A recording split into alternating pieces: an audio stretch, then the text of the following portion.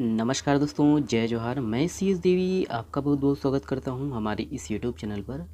आज है दोस्तों 23 मई 2022 और हम लोग कल का जो है करेंट अफेयर को देखेंगे। वीडियो थोड़ा लेट से बना है दोस्तों, इसीलिए मैं माफ़ी चाहता हूं। चलिए देखते हैं। पहला प्रश्न आपके सामने है दोस्तों। हाल ही में चर्चित छिंद कीड़ा निम्न में से किस जनजाति के लोगों की विशिष्ट भोजन है? यहाँ पर ऑप्शन है दोस्तों, देखिएगा ए, बी, सी या डी। ऑप्शन नंबर दोस्तों ए सही आंसर है, अबुझमाड़िया। तो देखिएगा ये है दोस्तों कि हाल ही में चर्चित छिंद कीड़ा अबुझमाड़िया जनजाति का जो है लोगों की ये विशिष्ट भोजन है।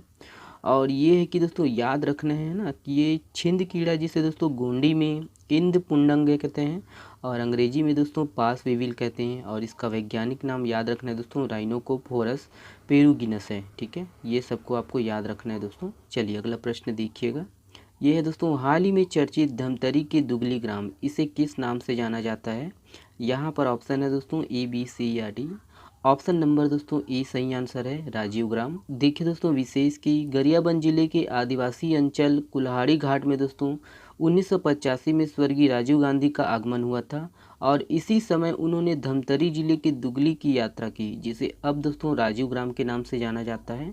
और हाल ही में दोस्तों अभी स्वर्गीय राजीव गांधी की जो है 21 मई को पुण्यतिथि मनाई गई थी। अगला प्रश्न देखिए दोस्तों। देखिए हाल ही में हो रहे तीरंदाजी वर्ल्ड कप ग्वांगझोऊ में भारत की तीरंदाजी टीम ने वर्ल्ड कप स्टेज 2 में कौन सा पदक जीता है? यहाँ पर ऑप्शन है दोस्तों, देखिएगा ए, बी, सी या डी।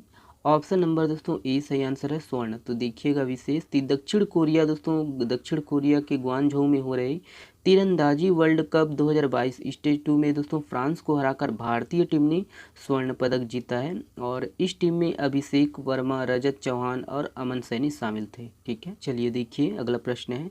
हाल ही में चर्चित राम वन गमन पथ धार्मिक पर्यटन को बढ़ावा देने के लिए किस पर्वत में भगवान राम की 50 फीट ऊंची प्रतिमा बनाए जाएंगे? यहाँ पर ऑप्शन है दोस्तों ए, बी, सी या डी।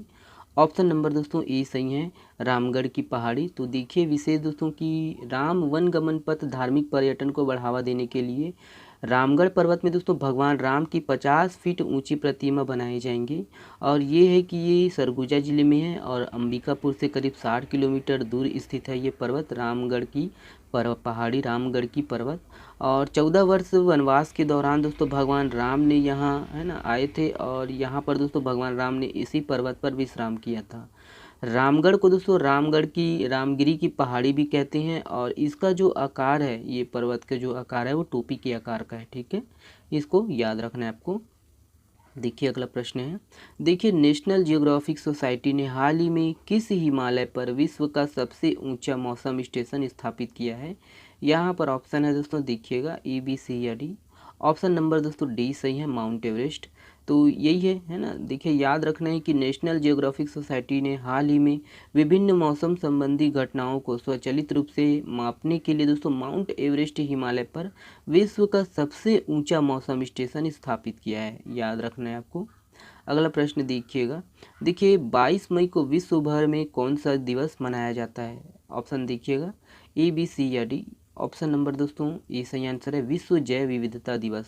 तो याद रखना है दोस्तों कि 22 मई को विश्व भर में विश्व जैव विविधता दिवस या विश्व दोस्तों जैव विविधता संरक्षण दिवस मनाया जाता है, दोनों एक ही है, याद रखना है आपको।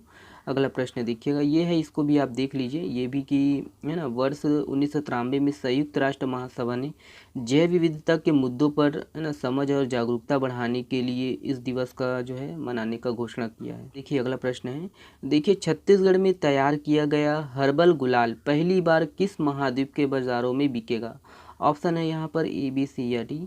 ऑप्शन नंबर दोस्तों डी सही है, यूरोप। तो देखिए इसके संबंध में कि छत्तीसगढ़ में तैयार किया गया हर्बल गुलाल दोस्तों पहली बार यूरोप महाद्वीप के बाजारों में बिकेगा।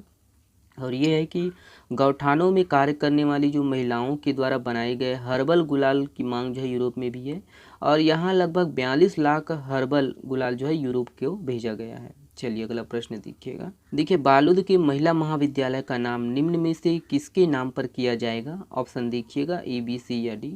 ऑप्शन नंबर दोस्तों बी सही आंसर है, भक्त माता कर्मा। तो देखिएगा प्रदेश के मुख्यमंत्री भूपेश बघेल ने हाल ही में जिला स्तरीय कर्मा महोत्सव में भाग लिया और देखिए दोस्तों कि इसी अवसर पर जो है ना मुख्यमंत्री भूपेश बघेल के द्वारा बालोद जिला के महिला महाविद्यालय का जो नाम है वो भक्त माता कर्मा के नाम पर करने की घोषणा की गई है। अगला प्रश्न देखिए दोस्तों, देखिए हाल ही में किस राज्य की विधानसभा की कार्यवाही अब पेपरलेस हो गई है? तो इसका जवाब आप कमेंट्स में दीजिएगा। चलिए बहुत बहुत धन्यवाद वीडियो को देखने के लिए।